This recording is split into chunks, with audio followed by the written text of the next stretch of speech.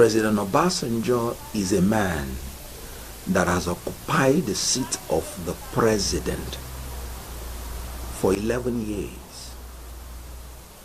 Nobody had done that before, cumulatively, I mean, and probably nobody may do that again forever. So, arguably, he's one of the most powerful political figures in Nigeria. For him to make such a statement when he is above 80 years, you can see that it came with a lot of introspection. Because at that age, according to J. Clark, or Edwin Clark, the nonagenarian, he said at that age you have gotten your boarding pass. So there is really nothing that you are looking forward to when you are a statesman except the beauty, the progress of your country. And we can see the beauty of Obasanjo's endorsement on his reasons for the endorsement, which he espoused in the acronym TVCP, track record of ability and performance, looking at the past, antecedent, then vision that is authentic, reliable, and visionary, looking at the future,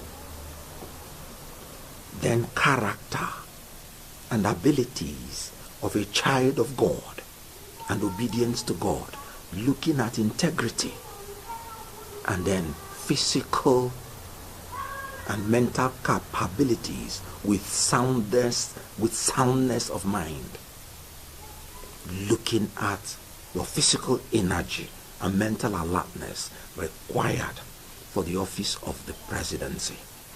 He considered all these, and obviously and apparently Atiku and Tinubu do not fit into these four factors, if you must be honest, because all of them are octogenarians, lacking in physical energy and mental alertness. And that is why, after seeing Tinubu sharing questions and Atiku shifting questions and Obi answering questions, he narrowed it down to the fact that Obi should be the preferred candidate for the benefit of Nigerians, for the future generation. And Obi has actually espoused that hope. If you read his New Year message to Nigerians, he said, Daddy and I will create a new Nigeria that will ensure the prosperity, the peace, the unity of this country, trusting by the grace of God in their character, competence, and capacity to deliver a Nigeria that will empower the youths, the young ones in education, that will transfer Nigeria and transform Nigeria from consumption to production by running a production-centered economy through and driven by agrarian revolution and export-oriented industrialization, leapfrogging Nigeria into the fourth industrial revolution by applying scientific and technological innovations to create a digital economy. These men, as you can see, one person amongst them, the vice president, owning 2 universities, one in Kano, here in Abuja, based university. And you can see an Obi from young age exhibiting entrepreneurial qualities, vocational skills that made him a man who lost his father at the age of 9 to become one of the greatest billionaires at a very tender age. They are bringing all these things to bear to create a new Nigeria. And that is what Obasanjo saw when he endorsed P2B as a gift from God to Nigerians. And I enjoin every Nigerian in the spirit of a new year to bring in a new Nigeria, which is possible with P2B as president in 2023 February. I want to look at it that he has already emerged. You know why? Because it's the youths that he just called about that actually gave birth to the obedient movement. Every slogan we use in Labour Party was given to us by the youths. We are obedience was not a creation of P2B and that of Baba Ahmed. It is a creation of the Nigerian youths. This is the first time Nigerian youths are having a hope of a better Nigeria. We don't give shishi. It was not by P2B or Dati Baba Ahmed. It is by the Nigerian youths who said, in this journey we have seen that selling our birthright will not give us the Nigeria of our dream. We will no longer sell our votes. We don't need money from any politician. We need hope. We need a new Nigeria, free of corruption, free of poverty, free of insecurity, free of bad leadership. The youths. And so the youths are the real engine room for the obedient movement. That's why I said he has already won. And if you check Obasanjo's letter, he specifically called on the youths and reminded them that it is their future that is at stake.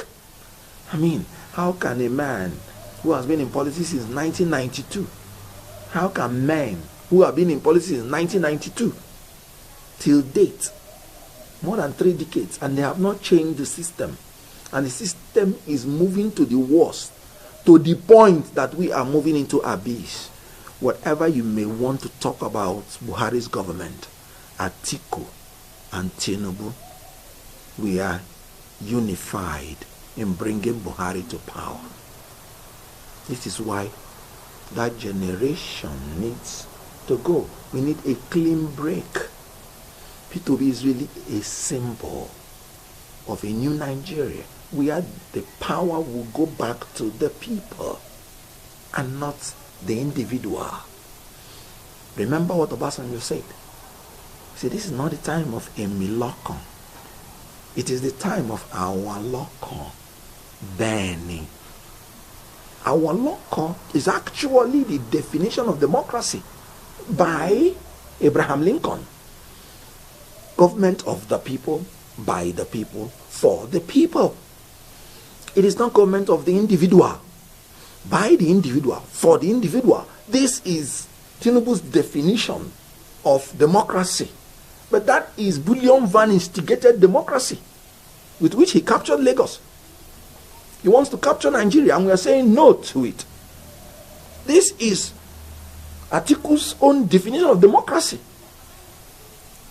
Who said it is the turn of the Southeast to produce president, but goes to the North to say Northerners should vote only the North, not Yoruba candidate, not Igbo candidate. So both of them are actually Emilokons. But we are talking about our Lokon, which is the government of the Nigerian people. 2023 is the turn of Nigerians. It is your turn. It is our turn. That is why P2B is the only candidate that said, don't vote for me because I'm Igbo. Vote for me because I'm a man of competence, character, and capacity. It is not the turn of anybody in 2023. It is the turn of Nigerians. This is what Obasanjo saw and re-echoed in his letter and made it clear that Nigeria with P2B will set a standard that has never been set before and for which Nigeria will never go back from. When Obi sets Nigeria on a trajectory of prosperity, we can only move in that trajectory. We will not go back. Because Nigerians have this natural tendency to key in into something without looking back. My advice to Nigerians is that recognizing that no man is a saint or an angel or a messiah, as aptly put by Obasanjo, they should recognize that the words of the elders are words of wisdom. They should recognize that a great-grandfather has no business deceiving them at this stage. They should get their PVC. They should vote. They should defend their vote from the people like Tinubu that has told his supporters openly that power is not served a la carte. Power is not served in a restaurant during breakfast. You fight for it at all costs. You grab it. You snatch it. You run away with it. Nigerian youths should not allow people like that to grab their power, to snatch their power, and then dangerously to run away with it. So they must vote, they must defend their vote, and they must ensure that the mandate they will give to P2B in 2023 will not be stolen by these thieves that have shared Nigerian money ingloriously, and they are now sharing questions because they cannot even answer questions anymore.